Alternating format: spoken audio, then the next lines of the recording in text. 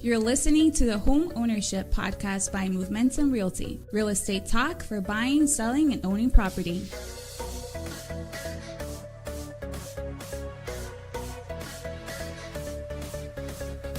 Hey guys, Sean Patrick Maloney here, broker owner of Momentum Realty, located in Hanover, Massachusetts.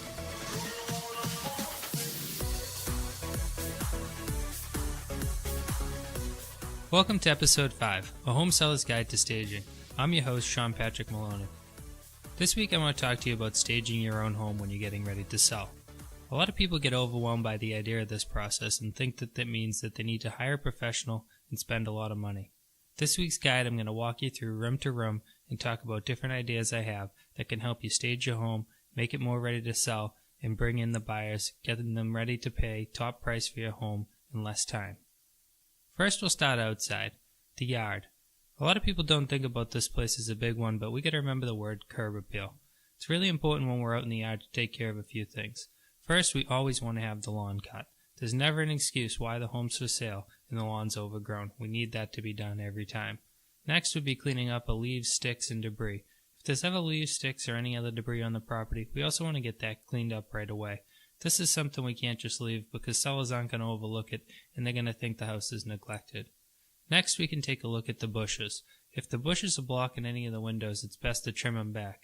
As well as if the bushes or any other brush is reaching out and touching the home, including neighboring trees, that's going to come up during the home inspection because it's going to end up causing molding issues on the house, as well as it might cause animals to be able to use the branches as a way onto the roof. So make sure we trim those back before the home inspection and before we even bring the buyers onto the property. One of the next places we can look that's overlooked quite often but really adds a lot of value for little effort is to put in mulch. Trimming of all the beds and everything looks great, but if you can get in there and edge them, mulch them, and have them weeded, that's something that's really going to give it a lot of pop. The next thing that could be done for cheap would be to install some annuals in those beds. Annuals are some of the cheapest flowers because they're only seasonal, but they add a lot of color, they flower all year long, and if you keep them looking nice, it's really going to attract a lot of people's eyes. There's some other things that can be done around, like cleaning up the driveway if there's any sand on it. If the driveway's in disorder and has some cracks in it, maybe using some crack filler, getting out there and putting a coat of sealant on there. Sealing the driveway is a very good idea because it can make it look new for a lot less money than new pavement. If there are trouble areas on the way to the front door, such as the walkway or anything like that, you may want to address them as well. If you have a loose brick on the front door or anything like that, this might be a good time to have a stonemason come in and resecure that before we have the issue of buyers not liking the place. The next thing I'm going to talk to you about is the gutters. The gutters is something that are overlooked quite often where we have a dirty roof. Clean those up because that's something that the home inspector again is going to bring up. When you're looking up there at the gutters, if you can look at the top of your chimney, if there isn't a chimney cap, it's been more common now for that also to be coming up during home inspections because it allows the water to get down there as well as possibility of animals getting in. Lastly, outside I want to talk about the shed. This is one that a lot of people don't think of until it's too late. Sheds are usually a large area of space full with stuff we don't really need. Maybe we have old chairs in there, things from the beach and everything. It's time to clean that shed out, take everything out of it, sweep it up nice, take out the dust bunnies, blow it out, get it all cleaned up, clean the windows if applicable, and then you're going to put the stuff back in a neat, organized manner and not putting anything in that you're not going to need in the future. Remember, the best way to show space is with the least stuff in it that makes it functional for you to work and survive. So we want the lawnmower and the tools there, but we don't need a million other things, and especially we don't need children's old toys, the big plastic ones that take up an enormous amount of space, making the shed look small. Now that we're heading inside, the first thing we're going to run into is the front door, back door, side door, or sliders. It's imperative that they are functioning. A lot of people don't realize a loose and squeaky screen door followed by a front door that sticks is a real turnoff when going into a property. So if you want to take a screwdriver, sandpaper, oil, anything you can do to make that door function better, including maybe even replacement, it's really going to help out with the whole process of selling your home. So now let's talk about staging inside. Now that we're inside the home, let's start at the bottom. Let's start at the basement. The basement is the space where we're going to use to store things that we can't figure out where else we're going to put them or our boxes that we have. If you don't have a basement, we can also use the attic as well as storage space in other places, including renting a pod for the driveway.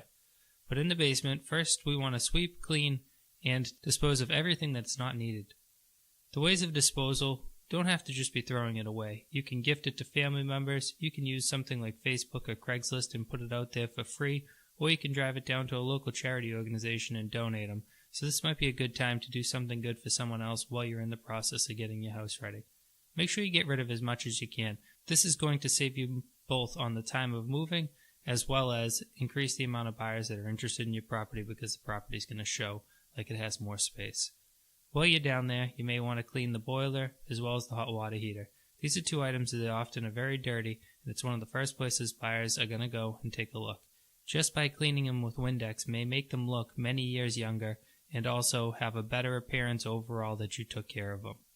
While you're down there, check out the electrical panel, make sure everything's buttoned up on that. That's going to be definitely a place that everybody goes and takes a look, including the home inspector. Clean up the cobwebs. Maybe air the place out, open the doors, let the air in for a few days. Once you're done with that, work your way up the stairs. If you need it, sometimes a cheap way of freshening a basement up is to paint the floors and walls. They have some different epoxy paints and things. If needed there, you can paint that. While you're on your way up the stairs, you can also paint those. Make sure if you need them, get some more shelves and things like that. A lot of cheap places around like an Ocean State job lot or something like that where you can pick up some cheap shelving and really organize the place. Now that we're on the first floor, let's talk about the garage. The garage is a place commonly that's another catch-all. There's things in the rafters, there's things up against the sidewalls, there's things everywhere. We use the garage, the shed, and the basement for pretty much the same thing, to store everything we don't know what to do with. So let's make sure we pull all that stuff out again, clean it top to bottom. We're going to get rid of everything, we're going to donate, we're going to call our cousins, we're going to give it to whoever we can and get that stuff out of there, or we're going to move it on to our next place. After that, we're going to clean the floor up real nice. Again, if needed, it can be painted, the floor. I don't always advise painting garage floors. Certainly, if they're just a cement floor, that'll do fine. But if it's already painted and it's peeling and chipping, it may be a time that you need to paint it. If this is a place where you store your tools, it's a good idea to organize your tools and to just stage it as a useful utility workshop area. It's not a bad idea if you don't have a garage to try to show a little utility area in the basement as well. Either one, the garage or the basement works for this, but just show that you have a hammer, a screwdriver, and a tape measure, and a few other things, which just tells a homeowner that they can do the honey-do-it list, and they have a place to put their tools. In the garage, when you're doing the showings, if you have extra cars, make sure they're out of there, unless there's a reason for it to be there. I've seen many times at home showings where people put fancy cars in the garage thinking that it's a good idea, and I can tell you it just becomes an enormous distraction. Everybody talking about how they want the Corvette, nobody talking about the house. It's not a good idea. I know that people like that idea and they think, oh, I'm going to put the picture up and everyone's going to want to come see the car. You're right, they're going to want to come see the car, but it doesn't end up resulting in a sale. The best way to show it is to have no cars in the garage. If you have to have cars in the garage, the only excuse I would use is if you're on a really busy street, it might be best that the real estate agent puts their car in the garage to allow for more parking in the driveway for the guests that are there. This is probably the only exception where I put a car in a garage. Otherwise, I'd say get the cars out of the garage. And oh, because I forgot about it, if you have boats and things like that in the yard, it may be a good idea to get temporary storage to move all the boats and cars that you have, or an RV, out of the driveway because they really don't look that great and they take up a lot of space. Now back to the inside. So now that we're done with the garage, the basement, the shed, we have the main parts of the house to deal with. Let's talk about the kitchen. The kitchen's a place where we have a lot of gadgets and different dishes and things that we use throughout the year. I want you to take everything out of your cabinets, wipe them all down, and then when you put everything back, think to yourself, what do I need for the next few months to live? Not what do I need for the next few years, not what do I enjoy using, but what would be the bare necessities to have a successful life in this kitchen. And I want you to only put that stuff back into the cabinets. By removing all the rest, we're going to make the cabinets seem larger, and also when we did that whole pulling it out and cleaning it, we're also going to make them seem more well cared for and clean and friendly and ready for the next person's dishes. The kitchen sink is an area that everyone's going to take a look at, so taking a Brillo pad or an SOS pad, shining it up might be a good idea. Then overall, just doing a deep cleaning to the entire kitchen. This includes the fridge and the oven. Don't forget, the oven stays with the house, so having a dirty oven is like saying, hey, would you like to buy a dirty oven? You're selling that oven to the next person, so make sure you clean that out. And if you're listing the fridge, the washer, or dryer, why don't you give those a wipe down as well? Because you got to remember, if they're going to put their food in the fridge and they open it up and there's moldy food or there's dirty fridge, it doesn't really make them want that fridge. I know it seems simple because we're talking only about a multi-hundred to maybe $1,000, $2,000 item, but this can adversely affect the sale of your home, and there's no reason to let it slide like that. Some other ideas in the kitchen would be to replace some of the towels, different things like that. If you have wash towels and stuff, always keep a clean sponge. This is a place sometimes people will leave their bills out and things. Make sure you put away your possessions. Make sure you hide all those bills and everything like that. And if needed, please make sure to consolidate the number of pictures and magnets on the fridge because they end up being a huge distraction. Next, let's talk about the living room. The living room is a space, whether it's a living room or a family room, however you want to word it, it's a space where people are going to spend a lot of time. It's also a space where we tend to have the largest furniture. We all dream of a sectional that's 10 feet long by 12 feet wide, and we all want to have 100 people sitting there and see all of our family and friends having a great time. And yes, this is the purpose of a home. But let's be honest, certain couches and certain chairs, as well as other furniture, does not fit in the house. If you have furniture like that, it's really important that you move that out of the house for the time of the showings and to move in furniture that's the right size for the property. I know this might end up messing with your life a little bit, but it's really, really important that you do this because it's going to best show the space. When you walk into a living room that has a huge sectional as well as a giant coffee table right in front of it, but then you have two little rat paths that work your way around it, meaning you have to squeeze between everybody. I know it works for the football games, but when we have an open house and we have 20 or 30 people in the house and they're all trying to walk through the living room, it looks funny as they try to do the dance and make their way around. So let's think about that. If you have a TV on the wall, now I'm going to talk to you about that. First and foremost, I want to mention that if it's screwed to the wall, it can become a part of the house. So make sure your real estate agent or whoever you're working with is to list that TV does not come with the property, or I hate to break it to you, but through method of annexation, that is going to end up being a part of the property in modern day court. So let's make sure we list that. But I do want to talk to you about how it's done. I've been in a lot of homes where it's up on the wall, but all the wires run to the floor. I know it can be pricey to put the wires in the wall, but it's either take the TV down and put it on a normal stand or do it the right way, because it looks terrible during a showing and it makes people think, geez, I'm going to have to spend money to hide the wires. Well, maybe they were not even going to hide the wires. Maybe they were going to put the TV on a stand until they saw it on the wall mount, so you kind of just created a problem there. So just make sure you take those down. Other things in the living room would be, if there's a lot of pictures on the wall, let's simplify that. If there's a lot of knickknacks, if you have different things like that around, let's get rid of all those except for what's needed. If there's shelves, bookcases, anything like that, let's take everything off of them, look through it, recycle, donate, put back what we need, and go from there. So ultimately our goal, no matter what room we're talking about, is always consolidation of the amount of stuff, best use of space, and showing it best. And if you have stuff that needs to be replaced and you can think of a way, maybe you can get stuff for your next house and use it in the staging of this home. Now let's talk about the dining room. Not every house has a dining room, but if you have a dining room, it's best to be staged as a dining room. A lot of people use dining rooms for other things now because it's not as common to have formal dining. The problem is buyers don't really have vision. So if you don't show it as a dining room, they don't think the house has a dining room. So I suggest putting a dining room table in with several chairs and rearranging it. If it's full of stuff, get all the other stuff out. Taking a look at the walls, cleaning those up as well if there's too many pictures or anything. If there is a dining room hutch that has glasses and plates in there that are displayed, let's make sure we dust those, Windex the whole thing down, and clean it up so it presents well. The dining room table, same thing. Let's make sure we oil it, or let's make sure we wipe it down with something that's soft and non-abrasive so that we treat that table nice. After that, I want you to take a look, and this is going to apply to the entire house, but I want you to take a look at the blinds and the curtains. If they're dark and dreary and they're closing out a lot of light, it's really important that we replace those at this time. Let's go with something light, and let's go with something that opens with ease. A lot of people forget, but the first thing buyers do when they get into a room is go over and peek out the window. If the blinds don't work, it can be a bad experience, and if the windows are dirty, it can be a worse experience. So let's make sure we have those windows ready for optimal light and viewing out of them because people are going to be looking. I know we don't all like what's outside of our windows every time, but no matter what, people are going to be looking out. And if they're looking at your house and it's in a busy area where the houses are highly congested, they're not going to be turned off by seeing another house. They're already aware of the fact of that when they drove into the neighborhood. I know this is a common fear that people have, but you chose to live there and so wants someone else. This is the right home for everybody. On the day of the showing, sometimes some staging can be done on dining rooms where you actually set out some silverware and plates and glasses and stuff. This can be a classy look, especially in a higher end home. So if that works for your home, why don't you go ahead and set it up that way? It definitely will look nice. The next room I want to talk about in a house is a bedroom. Bedrooms are something where we forget as a homeowner that we can use them for other things, but we also forget that they also can be bedrooms.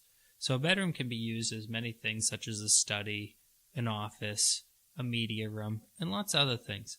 But the most important thing to remember is when home buyers are out shopping, they're shopping for homes by the number of bedrooms and the number of bathrooms. So if we're showing a 2-bedroom house, but we really have a 3-bedroom because we have one room as an office, it may not show that way, and unfortunately they might not see it that way. Best thing you can do is get that office consolidated down to where you can have a desk in the corner of a bedroom or something similar to that. I know that it might be difficult if you're working, but maybe set the desk up somewhere else in the house that doesn't disrupt as much, because these bedrooms are where you're going to find value. If a person has 2 children, they're going to want 3-bedroom home. So if they walk in, there's only 2 bedrooms and an office, they're going to say, how am I going to let my other child sleep? They're not going to sleep in an office. And I know this might seem ludicrous, but all you got to do is take the furniture out and put the new furniture in, and it'll change the entire situation.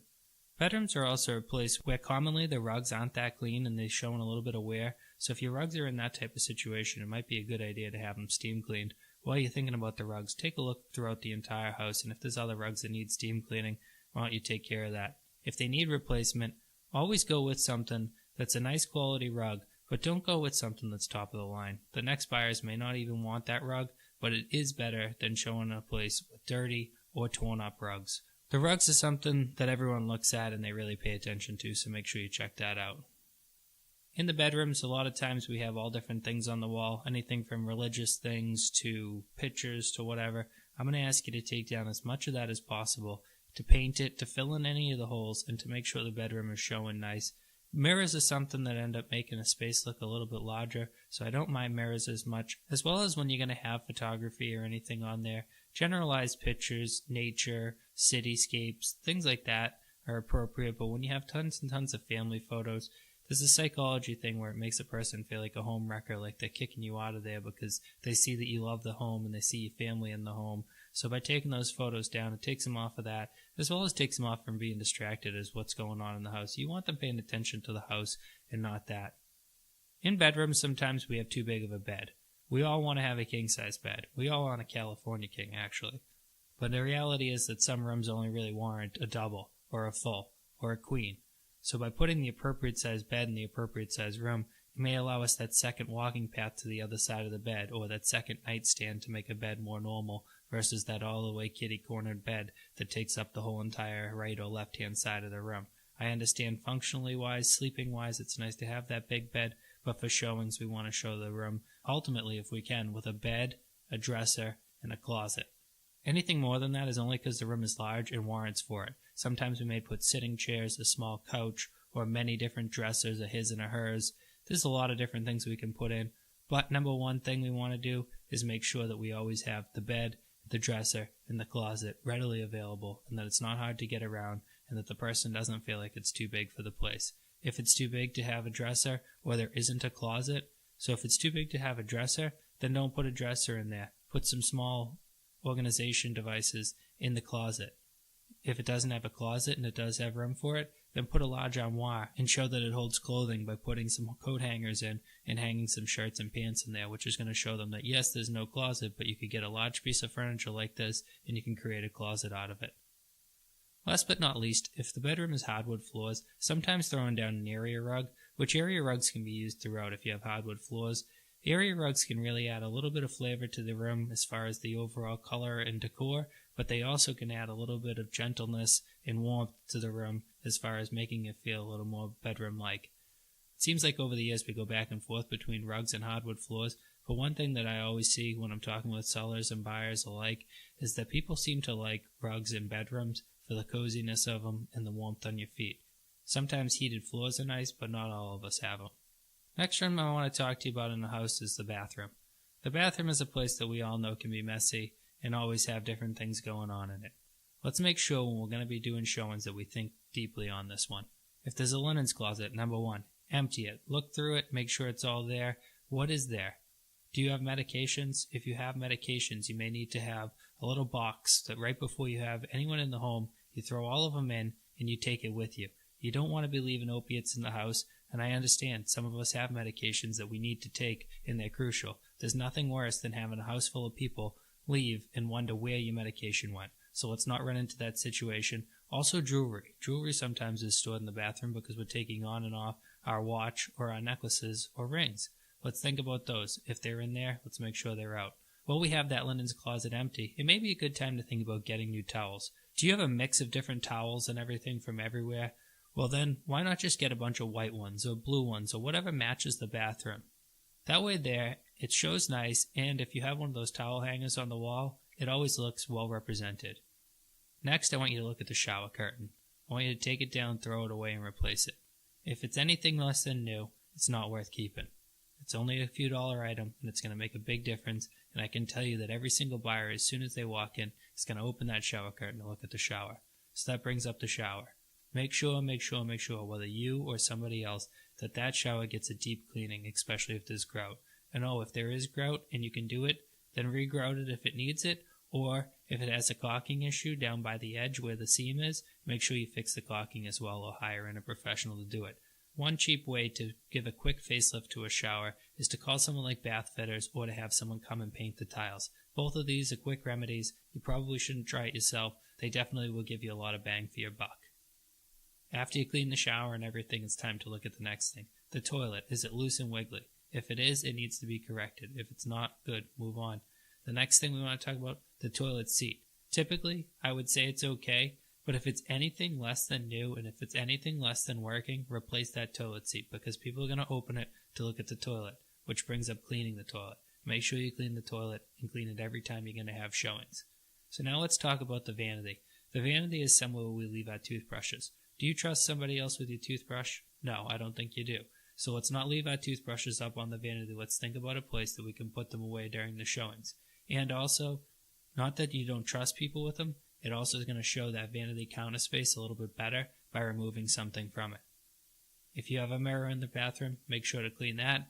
And last but not least, if for any reason there's a fan in the place and it's making a lot of noise, it may be a good time to replace it. This is a cheap trip to Home Depot. Come home, couple wires, put that new one up. If you don't know how to do it, hire in a cheap contractor, have them come over, take care of it. But those noisy fans that always turn on when you turn the light on, they're really, really difficult because either you turn the light off and don't show the bathroom with the light on, or you turn the light on and it sounds like there's a helicopter in the bathroom.